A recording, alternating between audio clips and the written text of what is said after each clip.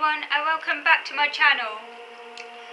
In this video, I'm going to be doing a quick book review of The Humans, an A to Z guide by Matt Haig. This is actually the third time I filmed this video, and each time I keep on overrunning, so hopefully this time will be a better attempt. If you can hear music on in the background, it's just because I've got some music on, because it just helps me focus, and so I've been getting quite distracted, it just helps me stay focused. And blocks out other things, so that's the reason why it's on at the moment. I'm just going to turn it down slightly. There we go. Right, okay, so yeah, as I say, I'm going to try and make this as brief as possible. So yeah, The Humans is an A to Z guide by Matt Haig. It's just a fun book I came across in a bookstore one Thursday, because as I've explained elsewhere, Thursday is my treat Thursday, where I treat myself, and I just came across this book, and yeah, on a tangent, this song always reminds me of Heavenly Creatures, which is one of my favourite Kate Winslet films, because they played it at the end of the film, so it always brings back memories of Heavenly Creatures, and I hear this song. But yeah, anyway, that's on a tangent, sorry. Yeah, so as I say, on the back of this book it says, do you A. know a human, B. love a human, C. have trouble dealing with humans? If you've answered yes to any of the above, this book is for you. Whether you are planning a high level of human interaction or just a casual visit to the planet, this user guide will help you translate human sayings, understand key human concepts such as democracy and sofas, and make sense of human habits and customs. A phrase book, a dictionary, and a guide to one of the strangest species in the universe, this book is guaranteed to help you make the most of your time on Earth. There is actually another book that Matt Haig wrote, which for Humans and A to Z, I think must be a sequel to, called The Humans, which is a novel, which I would actually like to read at some point. The end of this book contains a little introduction to The Humans, the first part of that book, and I read it and I thought, oh, it looks a good book, so I'm hoping to go and read that book at some point as well. This book is really just a almost a little bit like a dictionary of words that you might want to know about, their meanings on your time on planet Earth. So for example, alien, you, anxiety, an inevitable result of thinking. I like that one. And there's also example, freedom, a bigger cage. And then there's quite a lengthy little bit about what the word foreign means, kind of along the lines, that what matters to a human is that the other human will speak.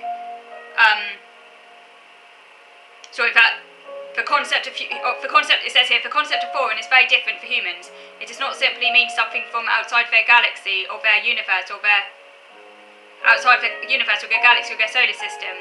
Indeed, the word foreign isn't usually a reference to something of another species. No. When a human talks about foreigners, they're talking about other humans whose chief difference is that they live in another country. What matters to a human is that the other human will speak.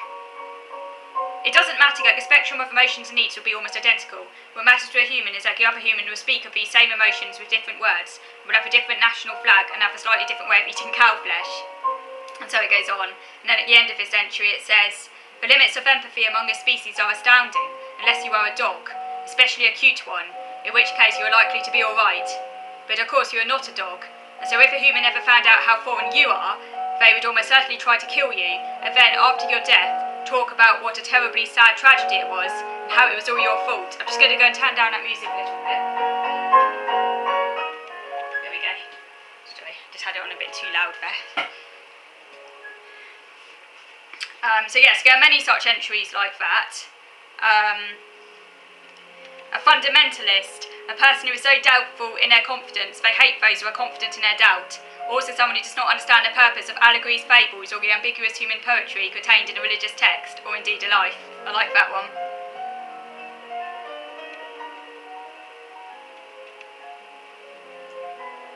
Individual, what a human believes him or herself to be, a myth created by capitalism and bad poetry.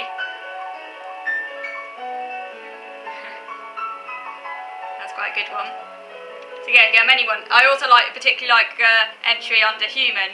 Human, a bipedal life form of mid-range intelligence, constituting 7,000 trillion atoms, They're physically hideous on first sight. They have many, many ideas above their station, like space travel and postmodern philosophy, and are extremely dangerous to themselves and others. They are going to die, and they know it, but can do nothing about it, except love, their one redeeming feature. Actually, it's the only one they need. See love. I like that one. And also, so you've got many more like that in alphabetical order. And then you've also got some useful human phrases at the book, if you're ever perplexed, such as hello, which is the standard greeting, goodbye, standard farewell, how are you, an insincere inquiry, fine, how you are supposed to answer the above inquiry, regardless of the truth. Isn't it hot, cold, windy, damp, horrible? If you don't know what to say something about the weather. You look nice. Have you had a surgical operation? That's meant to be a compliment, apparently.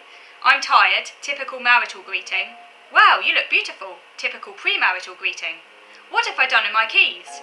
If you look worried about something, say this. They will understand. I slept with your brother, sister. There are many things you can't say on Earth, mostly to do with sex. This is one of them. That's really interesting. Actually means the opposite, it says here. Such a shame, so young. What to say if you hear someone under the age of 75 has died? You could be anything you want to be in this world, a common parental lie. I didn't ask to be born.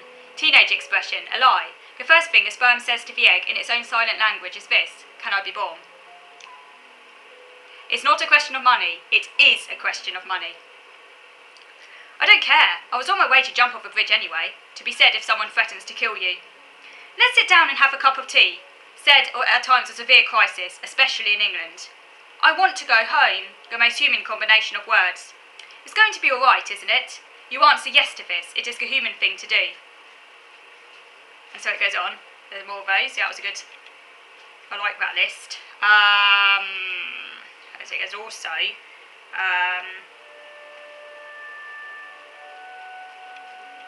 where we got it?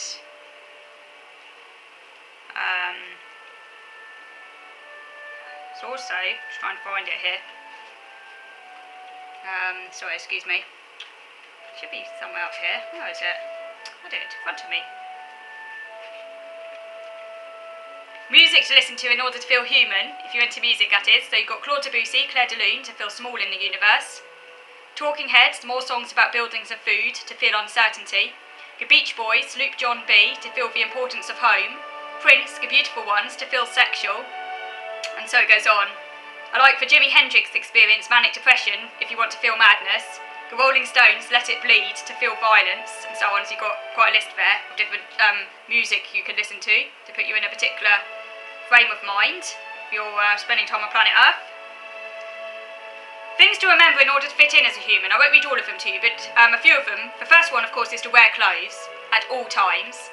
The second one is don't eat cats. Eat cows or sheep or pigs, but never eat a cat. And 3, sigh more with age. I like one number 5 in particular. When talking to a human, fight your nausea and look into their face. And I love number 10. Be depressed on Mondays and happy on Saturdays. Not the other way round, it will annoy people. One of my favourite entries is under design. Because humans die, they like things to be new or very, very old. Very, very old things help them believe in eternity, while new things help them to believe their minds, if not their bodies, are still very much alive and youthful. So good design is always either very, very old, Palladian architecture, cathedrals, sandals, religious triptychs, togas, or as new as a baby. Anything as old as a child that has lost its cuteness is deemed ugly and unfashionable, as it reminds humans of their own mortality.